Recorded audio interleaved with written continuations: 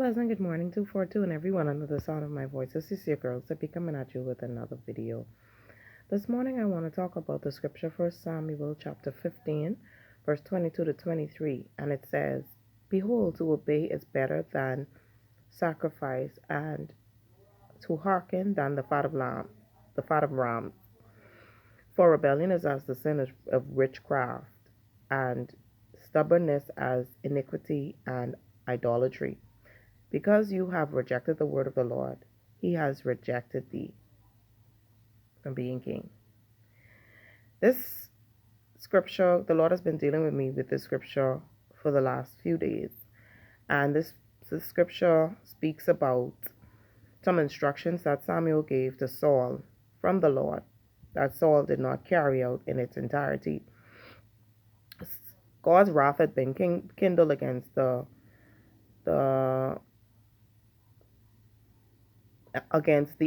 Amalekites, and God's instructions were to destroy men, women, children, and all the animals. He wanted to wipe out the whole nation of Amalek, and he wanted Saul to do it. However, Saul released the Kenites, and he held King Agag. He held him, and he kept him, and he also kept the best of the animals, the fatted calves. He kept them.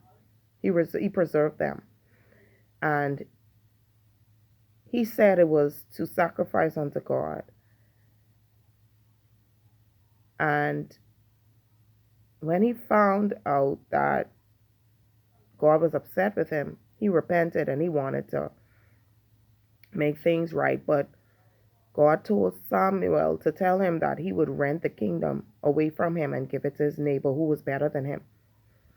Further down in chapter 28, Samuel had banished all of the witches and the wizards out of the kingdom, and he wanted to go up against the army of Israel. When he saw how vast the army was, he became afraid, and he inquired of the Lord what he should do, and he got no response. And so in his desperation, he asked for his men to seek out a wizard or someone with a familiar spirit who he could consult as to what to do and inquire as to what to do. And his men told him that there's a witch in Endor that he could go and inquire. So Saul then disguises himself and takes two of his men by night, and he goes to visit this witch of Endor. And upon arrival, when he made his request known, she said, "Are you trying to get me killed? Don't you know that Saul has banished all of the witches and wizards from out of the kingdom?" So Saul, in his disguise, told her that, gave her an oath that no harm would come to her. She asked, "Who is it that you want me to bring up?" And he said, "Samuel." He wanted to inquire of Samuel what to do. And so she conjured up Samuel. This is what he wanted to do is considered necromancy, which is communing with the dead. So Saul became so desperate because he couldn't hear from God that he took drastic measures. He went and he consulted a witch. He went as far as to go to witchcraft in order for him to get some type of revelation as to what was going to happen. And when she brought up Samuel, she screamed and she said, "You've deceived me." She said, "You are Saul." And he said, "As I've given you my word, no harm will come to you."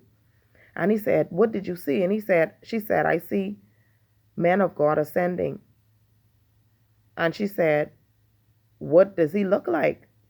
And she said that he had on a robe. And so he perceived that it was Samuel, and he bowed his face down to the ground. And Samuel said, "Why are you disturbing me?" So he said, "I'm deeply troubled because I am going up against the army of Israel, And I wanted to know what my fate would be. Basically, this is what he was saying. And Samuel said, Saul said to Samuel that I have asked the Lord, I have inquired of the Lord, and I've got no response, neither from dreams, neither from prophets. And I've come to seek you to find out what is going to happen or what should I do. And Samuel said, if the Lord himself didn't answer you, why did you come seeking my help? He said, surely I tell you this, that you and your sons will be with me tomorrow, meaning that you will be killed. And so Saul became greatly afraid, and he lost all of his strength because he hadn't eaten all that day.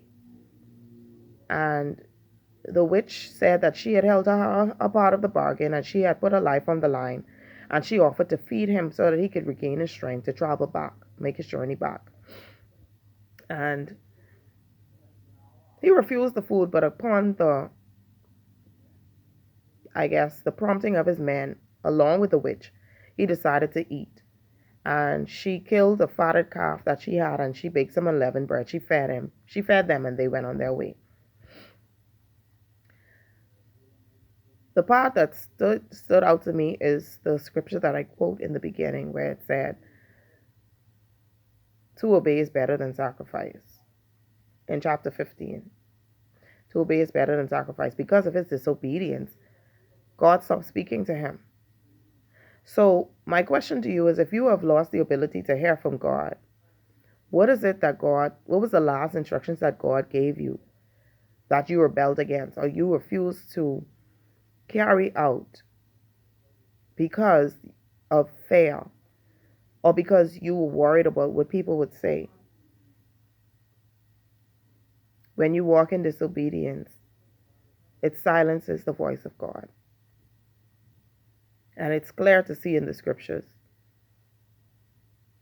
And so I admonish you to go back, retract, and think about the last instructions that God gave you that you rebelled against.